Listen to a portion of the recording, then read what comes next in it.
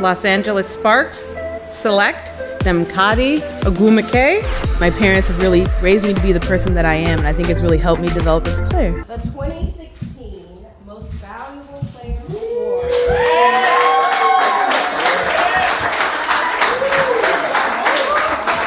Ray rumbles in, fading away.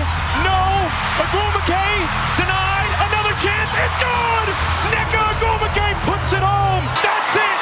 The LA Sparks have slain the mighty Lynx. They are your 2016 WNBA champions. Wheeler up the floor. Wheeler with three. Wheeler gives it up. Ogwumike for the win. You bet. You bet. What a fitting finish to the 30th anniversary game. The cat is officially out of the bag. The secret is out. I've been holding it in, but everyone has been loving it and celebrating it. At the end of the W's 30th season, number 30, my favorite player ever, my big sis, Nneka Chiney Victoria Ogwumike, will officially retire from the WNBA. We'll get into all of that in just a second. And also some hot headlines. What does Azzi Fudd's injury mean for the Dallas Wings season? Plus, we have to talk about the walking bucket that is Kelsey Mitchell. This is Chiney Today, the heartbeat of hoops. Let's go to work.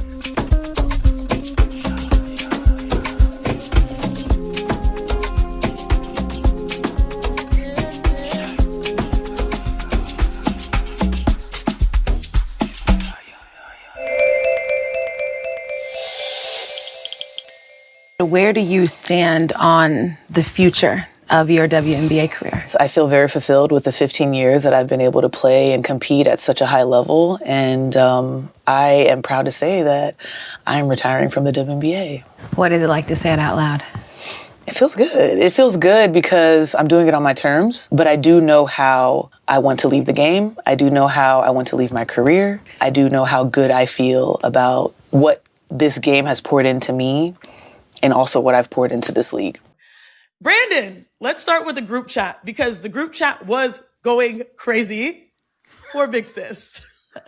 Every time I opened up Threads, every time I opened up Instagram, it was a picture of my sister yesterday. And I am so happy for her. I'm also sad because I know she has gas left in the tank. And it's like, you see someone averaging 17 points, 9 rebounds, making moments, making memories, and you're like, oh, we want to feel and be greedy and say, just keep going. But I know this is the right decision for her. I support her 100,000% in this decision. It's something that has happened over the last few months, like her coming to terms with it, making that decision. And just, I think nothing was better than the meme she dropped, because that was the reality. If you missed it, here it is. Oh my goodness.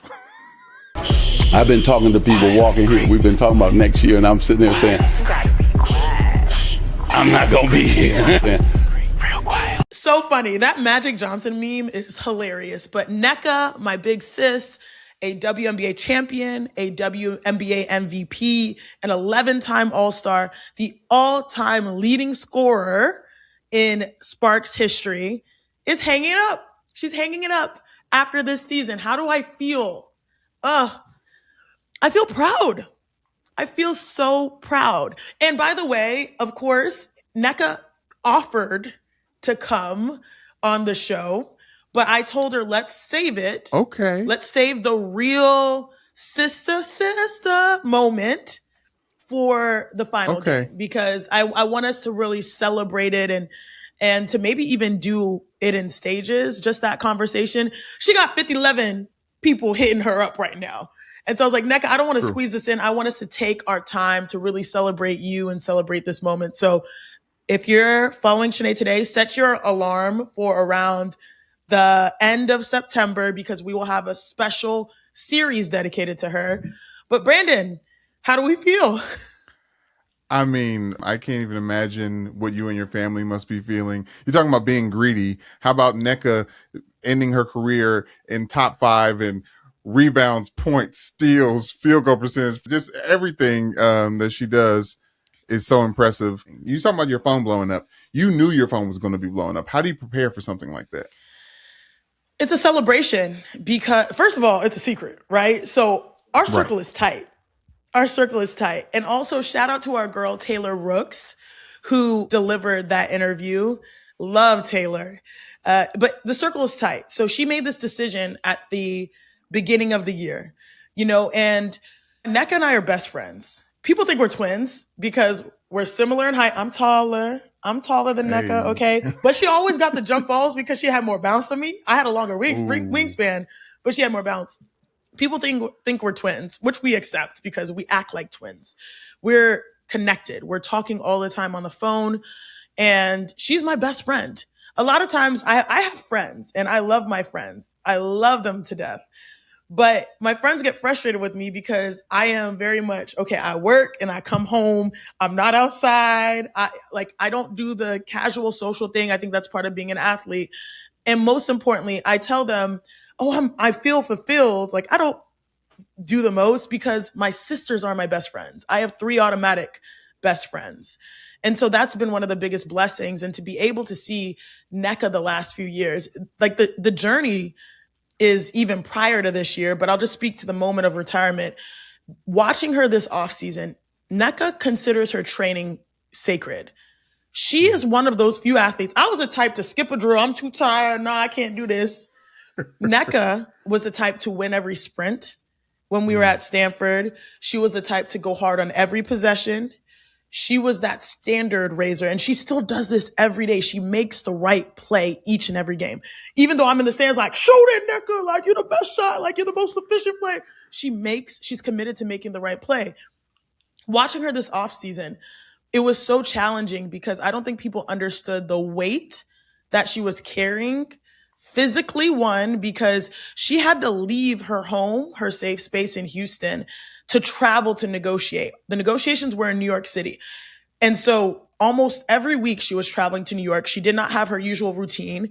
When she was in Houston, the only window where her gym was available where she doesn't like, distractions was, I think her alarm was around 4:30 a.m., 5 a.m. She was in the gym for about 2 hours before, the people came in where she could have a private session. So imagine this, you're waking up at 4 every day of the off season. You're getting to the gym. You're doing your workout from 5 to 8. You get back home, you shower, you eat. And at 9, she was on a 9 to 5 for the entire off season. So we're talking about from October all the way into April, where, the conversations for the CBA took longer.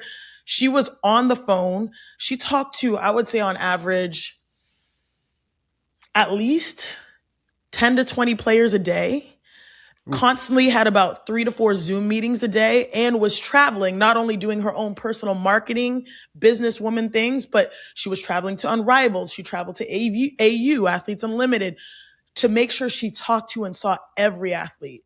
On top of the stresses and pressure of negotiating, a CBA that was not a smooth process, where leaks were happening and things were going on. And I don't know. Look, for me, half the time I was like, Nneka, you got to tell these folks. Like, I was the sister of the hype woman. Like, how are you handling this, But when I think of her, the number one word that comes up is grace.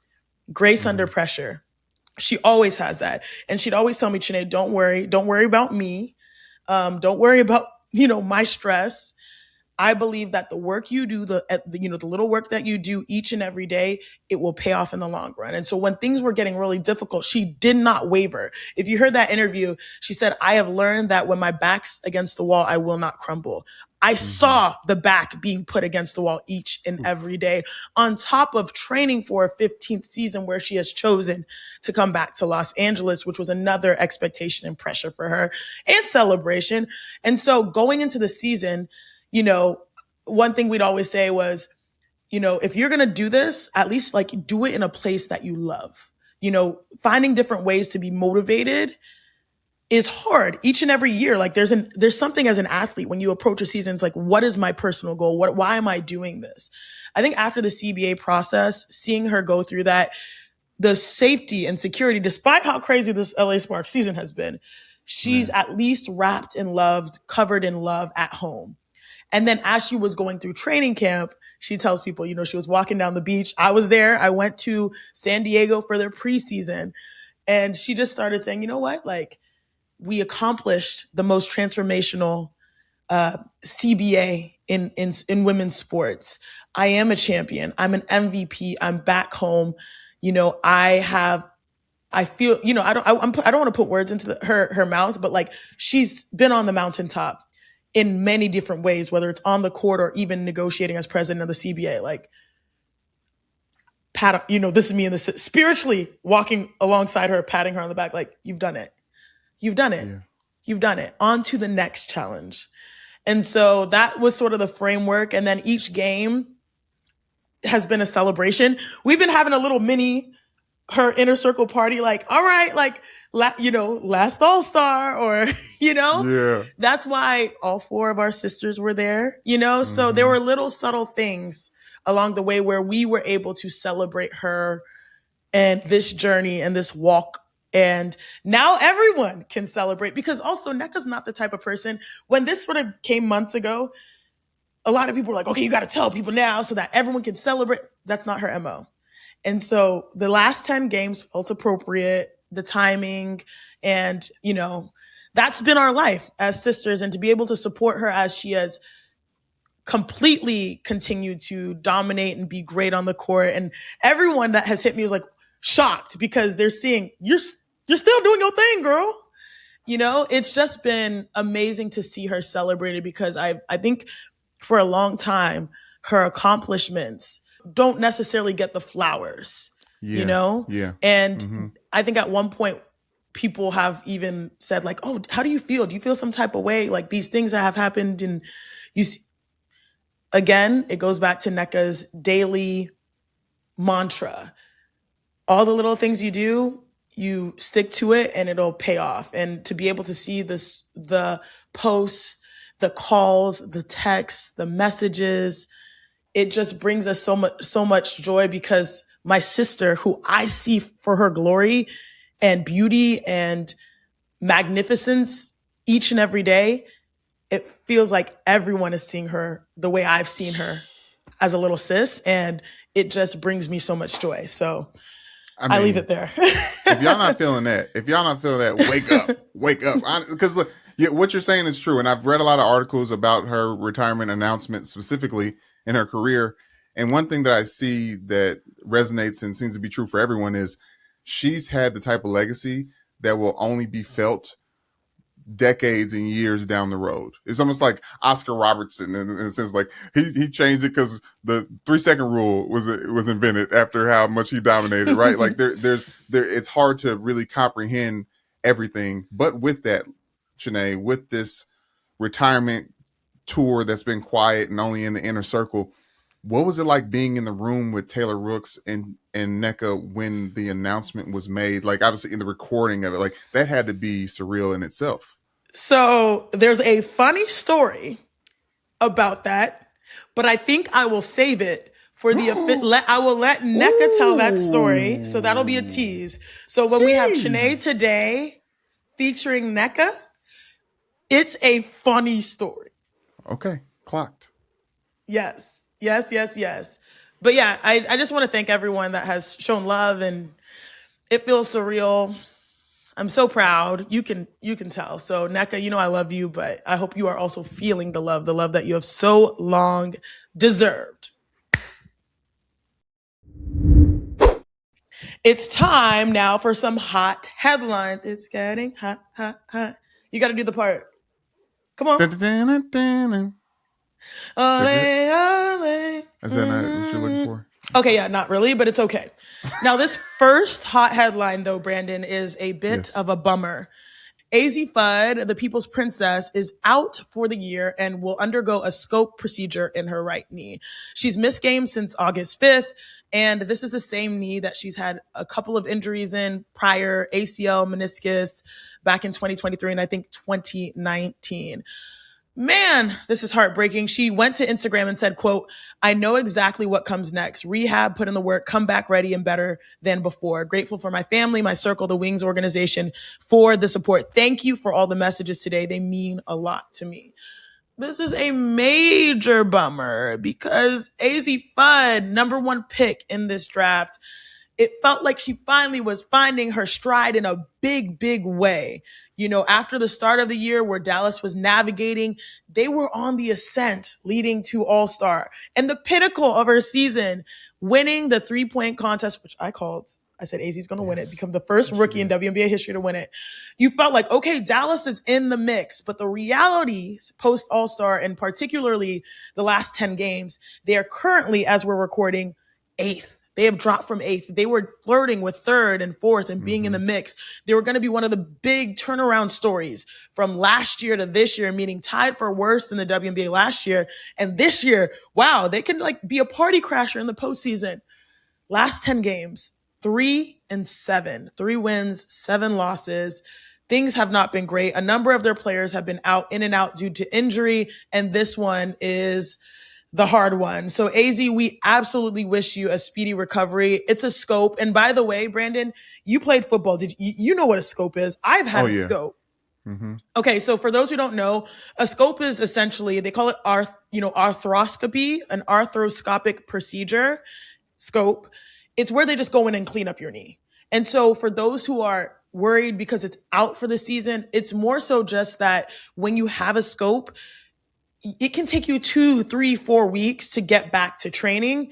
And that's not a lot of time. And you need, once you come back to training, there's a slow progression. And and even just thinking about the future for the franchise, let's say it's like a 4 or 5, weeks to get back to feeling good. And then you hit the floor and then you're coming back maybe just for postseason. And then you're starting to think, do you want to bring back a player for postseason just, instead of just making sure she's really, really set. You don't want an accelerated timeline when you have a young star. Right. So this is tough. Yeah, this is tough. I've had a scope. I think it took me, it took me a minute. I would say about 2 months before I felt. What do you know about the scopes in the football land? Well, I do know that it's typical, and I know it looks bad for a lot of people following the franchise, but there's a reality that you could get a better version of the player on the other side of it. And I think that's the misrepresentation that happens with that surgery or that procedure. Like, it's a quick cleanup. You should be back, come quickly. It's like, no, it actually takes a little bit more of a process to feel good. But the good news, like you said, sorry to interrupt, is that it's not like this is a cleanup. This is not a major surgery. Well, my question is for Dallas Wings fans or fans of the W in general, Azzi Fudd fans, are you more concerned with the longevity of Azzi as a WNBA star, or are you concerned with this particular playoff push right now with Jess Shepard, Arike, and Paige, playing the way that they have this season? I'm not worried about the Dallas Wings. I just think that we got so excited that they could be in the mix everyone elevated their game as a team, individually Paige, individually Jess, halfway through the season, there was this huge jump happening. It in some ways can be interpreted as ahead of schedule for a team that was, tied for the worst record to jump all the way to, top 3, top 4 team in the W when you're adding teams. And so I think there's a lot of good to take from Dallas. And even though that they're in the trenches, I see their post game conferences and the body language is not great. But Paige has had moments of dominance. Jess has proven to become an all-star and someone that can get triple doubles and can be a great post player. Arike can embrace a role where she can be a veteran and lead and help you win games. Azzi has proven that she has that, switch, that UConn switch flipped, right? Because Gino was pushing it from Paige, like, hey, Paige, in your final tournament, we need you to go crazy. She went crazy. And now Paige has flipped that switch. And now Azzi's doing the same thing. She's capable of dropping 20 and knocking down multiple threes, like 8 threes. And so you see the possibilities. Now I think in the long term, you start looking at okay, maybe this year we got a little bit of bad luck. Maybe this year we weren't fully where we need to be. How do we tweak so that next year's our year? Our next hot headline, no one going in more than Kelsey Mitchell right now. The Indiana fever surging. Kelsey Mitchell surging. Kelsey Mitchell tied Asia Wilson for the most consecutive 20-point games with 20 in a row. I was working that game. It was a game versus the Toronto Tempo. Mind you, she had 29 points in 3 quarters because she overheated. Literally, she overheated. There was no AC in the arena. And so we didn't even know this until Caitlin Clark, who also had an amazing game as well. She said, hey, I love it here. First time playing in Canada. Wish there was AC. We're like, hold on, wait a minute. This is wild. But back to Kelsey Mitchell. Her motor, insane. Her finishing at the rim, awesome. We all know she's a lefty. She'll hit you with those nice little floaters and stuff like that. She'll go right as well. I just think of meet. Her legs, boom, boom, boom, boom, boom, boom, boom. They're so good. Yeah. So when you have Caitlin Clark as a point guard, your eyes always have to be on her and the basketball. And Caitlin's so good at hitting people backdoor. So is Aaliyah Boston. And so the defense, who's worried about Caitlin and worried about Aaliyah and worried about Sophie shooting, are like turning their head. And the moment you turn, you're cooked. Especially when it's Kelsey Mitchell. So she'll hit you backdoor with cuts. She's just relentless. She's tough. And there was a little bit of a spicy moment there between Kelsey and Marina. I don't know if you saw the clip. Kelsey went a little, out of character. But for me, as someone who knows and loves Kelsey Mitchell, I was like, if she is doing that, something must be going on. She never acts that way. I looked at the other party and I was like, it makes sense that Marina's on the other side. It's funny because Marina has apparently been working on controlling her, her temper at times. And on one side you have Marina controlling her temper. On the other side you have Kelsey talking her ish. And so I was like, I need to do some investigative reporting and try to figure out what actually happened there. But I was like, if Kelsey's reacting this way, she got to get this is not normal. So she's getting something rightly so off her chest. Let's see where they are now. The Indiana Fever are currently 3rd in the WNBA. They're 8-2 in their last 10 games. What did I say in the beginning of the year? They could be party crashers, and it's more than party crashers now. They are looking like contenders. Now the defense, everyone's so concerned about the defense. I said, look, this season, high score season, has been a shootout, and they got them shooters. So let's see if they can be the exception. It's been awesome to see them connect together, but also the team continue to rise. So they are going to be fun. You got your Fever red on. You got your Fever red on right now. Sometimes the synergies all work. The synergies all work together for the show. Okay.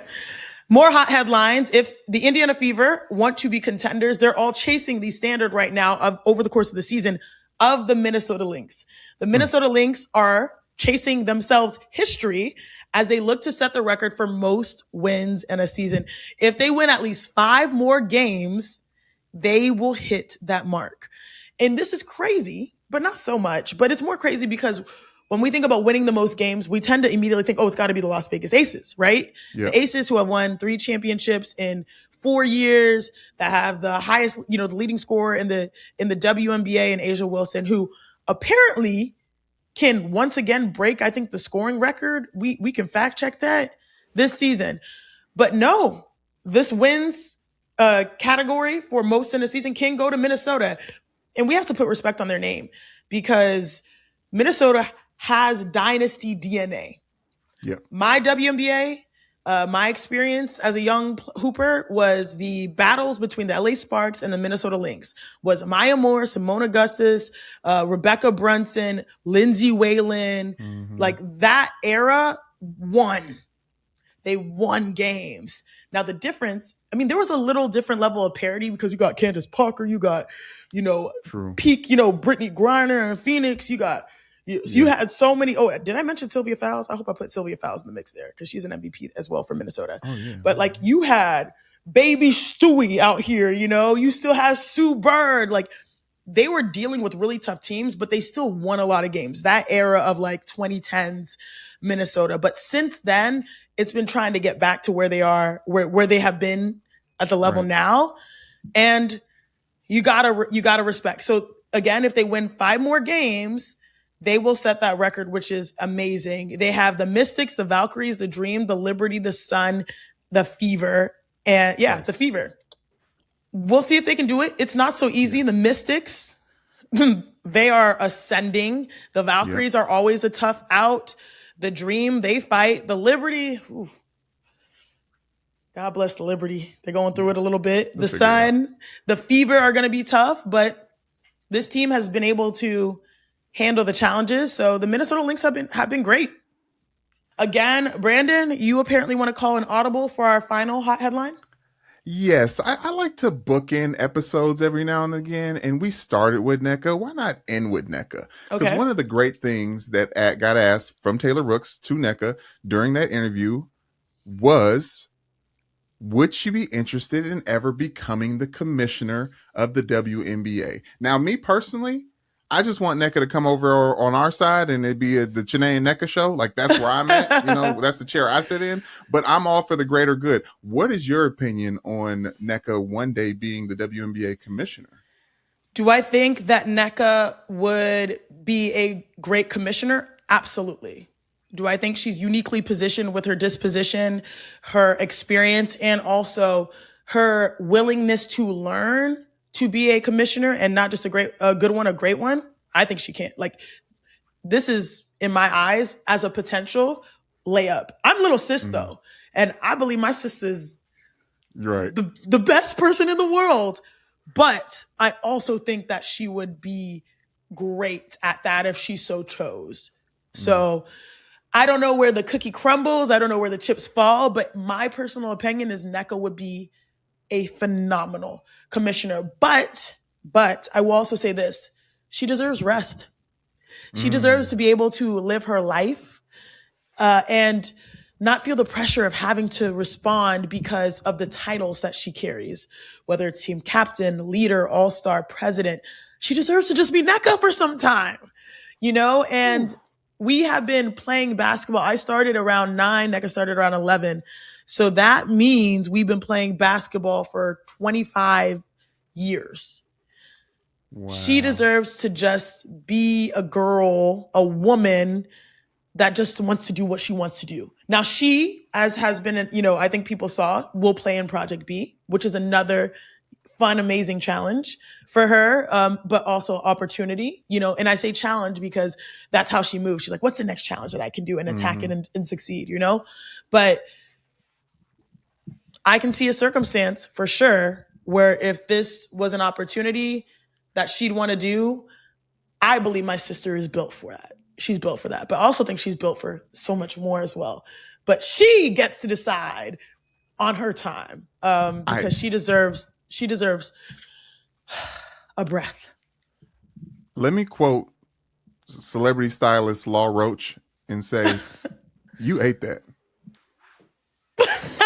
So I was doing my Kiki, that was a great read, Kiki, by the way. Like, Kiki, Law was like, you ate that. Again, these are just my personal opinions, 100% in support of my sister in anything she chooses to do. But do I feel like she would be great at this? Absolutely.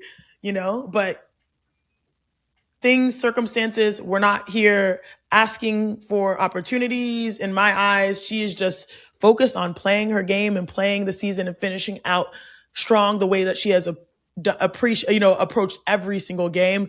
We're not here reading into tea leaves too much. You asked me a question on my personal point of view. I gave you an answer on my personal point of view. There's nothing else going on. I'm just going to support her at her games, and she's going to play her games right now. But in a circumstance, do I see it as a possibility as a sister? Do I think she can do it? I absolutely think she can. Do I think she can walk on, not walk, do I think she can go to the moon? Because we're God-fearing people. I'm not trying to make anybody compare to Jesus, right? But do I think she can, do whatever she sets her mind to? I also believe that as well. So y'all have fun with that. We're dreaming up scenarios, but we're also talking about the game that we love. And that is why we are here. All right. Coming up next, we'll have another dynamic week next week. So make sure you subscribe, rate, review. You drop some love in the comments, please.